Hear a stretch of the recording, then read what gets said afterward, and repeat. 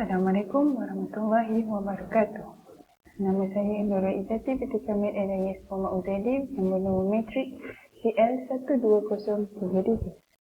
Pada hari ini saya ingin membuat tugasan daripada subjek syariah dan kehidupan, iaitu penghayatan Al-Quran.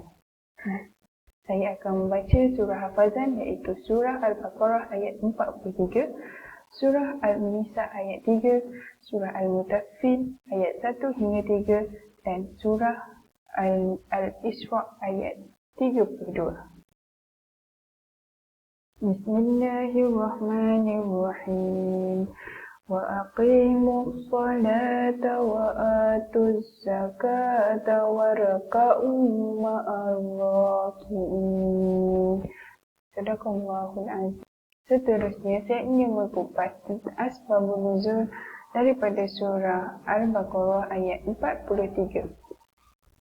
Surah ini diturunkan kerana Allah Subhanahu Wa Taala memerintahkan kepada ahli kitab supaya umat Islam yang mendirikan solat 5 waktu dengan serta Allah juga menyuruh umat-umat Islam mengeluarkan zakat ke jalan yang benar dan diserahkan kepada Rasulullah SAW.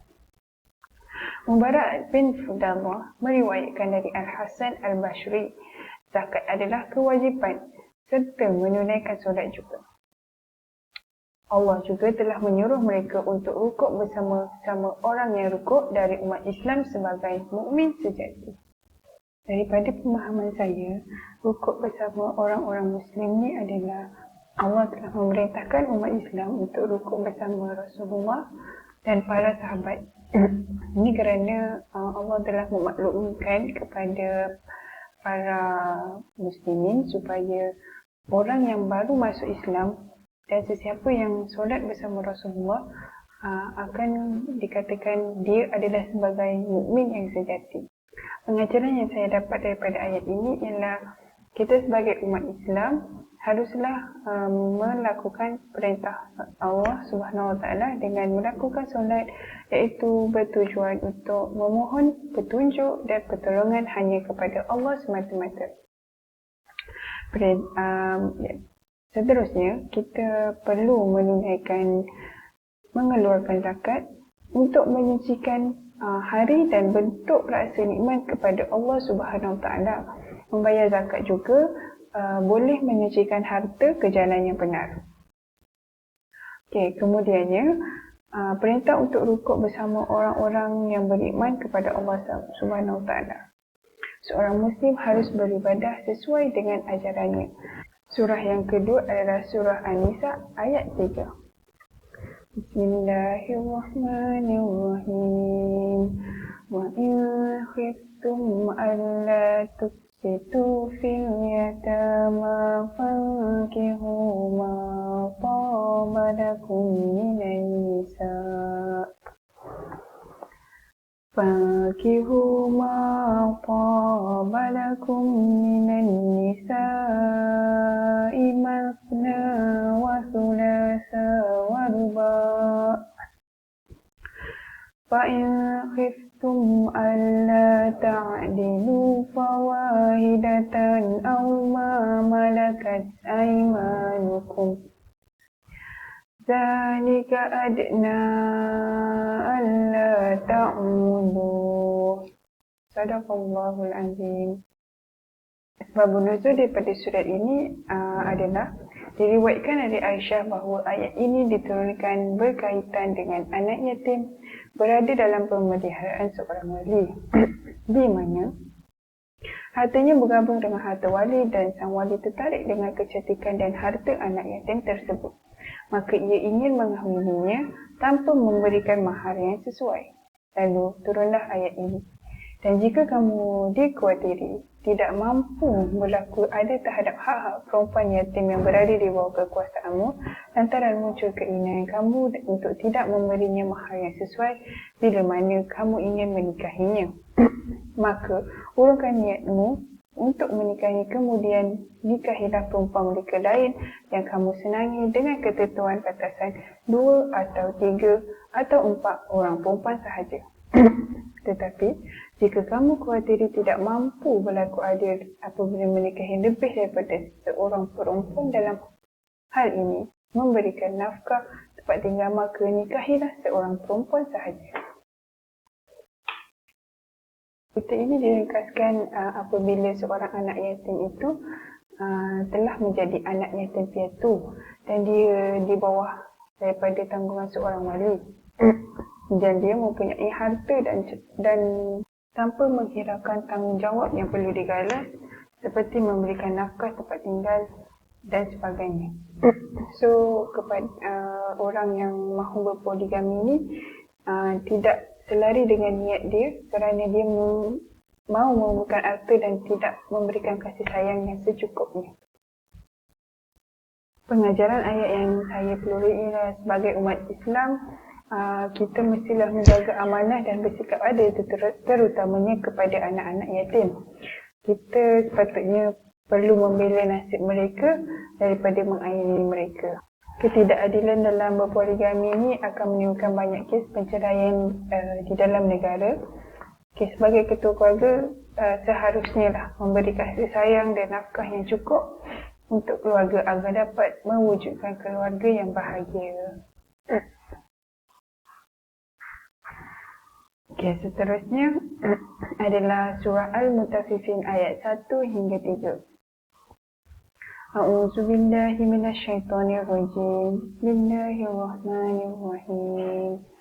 Wailul lil mutaffifin alladzina idza iktalu 'alan nasi yastawfun wa idza kaluhum aw wazanuhum yukhsirun.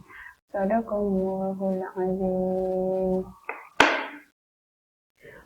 Asbabun nuzul yang diperoleh ialah Ibnu Abbas radhiyallahu anhu mengatakan bahawa ketika Rasulullah SAW tiba di Mekah, penduduk Madinah adalah masyarakat yang sudah biasa melakukan kecurangan dalam menakar ukuran dan timbangan barang dagangan mereka.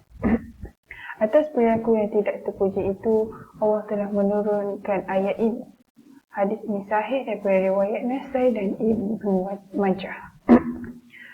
Firman Allah Subhanahu Wa Taala maksudnya, kecelakaan bersalah bagi orang-orang yang curang, iaitu orang-orang yang apabila menerima takaran dari orang lain, mereka minta dipenuhi. Daripada surah ini kan kita dapat lihat bahawa pada masa kini banyak pekerja-kerja kedai melakukan pembohongan. Dia semakin berleluasa dan tidak dipandang enteng oleh masyarakat, termasuk orang-orang Islam. Sebagai contoh, apa yang boleh saya katakan, banyak penjual jual buah yang akan menaikkan timbangan mereka pada tidak tepat. So dia akan memberikan buah, dia orang kata ini adalah 1 kilo buah, tetapi tidak mencukupi.